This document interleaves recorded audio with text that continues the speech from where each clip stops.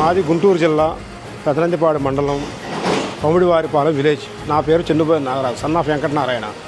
నేను ఉండేది నిర్మల్ డిస్ట్రిక్ట్ బాసరా. అక్కడ క్లాస్ మిషన్లకి ఏంటంటే గిరాకీ అనేది తగ్గిపోయింది.